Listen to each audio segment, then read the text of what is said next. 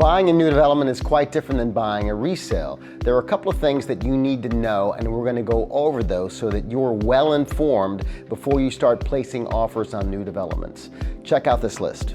There are a number of factors to keep in mind whenever you're considering buying a new development. The most important factor, of course, is the developer. Successful developers have a built-in list of previous buyers that will invest with them time and time again from project to project. Those with a history of litigation and construction issues that continue past the closing also have a reputation of another sort.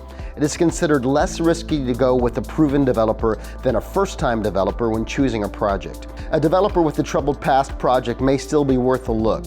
If their issues are chronic and have affected multiple projects, however, then it's best to look at other developers' offerings. Number 2, the availability.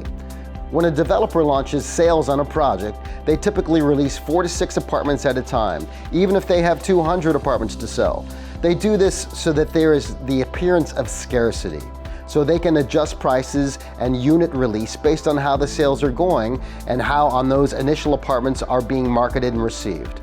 For this reason, an educated buyer knows that there are likely higher and lower floors still available unsold within the building whenever they're going to look at the sales office. There can even be completely different lines, like penthouses and alternative floor plans the developer is keeping in their pocket for a later time. Your broker will simply ask the salesperson what other unsold units are in their inventory and ask to see those layouts and carrying charges upon your visit. Next is the timing of the purchase. The developer of a new apartment building typically has a year to sell 15% of the available units in order for the offering plan to be considered effective or valid. Without achieving this threshold, the project must offer deposits back to those purchasers who put down money and sign contracts. In terms of negotiability, the developer has an extra incentive in the beginning of a project to get deals done once a project is launched to hit that threshold. There is also an opportunity at the end of a project when they're looking to close out the building. At this time, the sponsor has made most of their money and is already likely involved in another project. These last few units typically have extra negotiability as the developer wants to be completely out to give their focus on the next project. Next is the closing costs.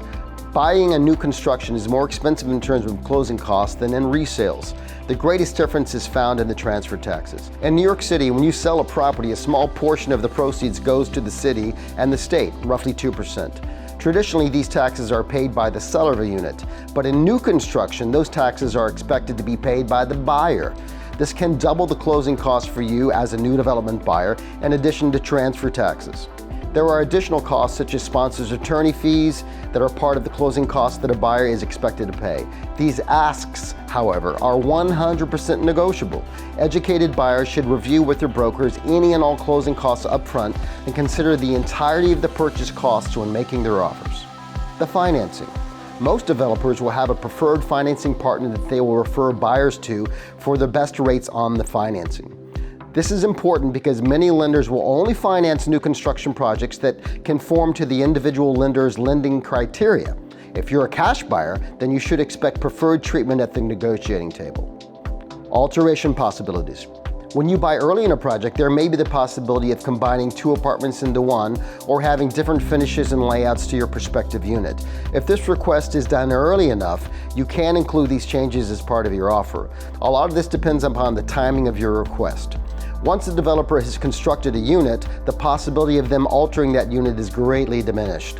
All new construction buildings must have their floor plans approved by the Department of State. You should also know that your ability to visit the unit and the project is not unlimited. It is not uncommon for a developer to limit the visits of a buyer to 1 or 2 visits maximum prior to closing.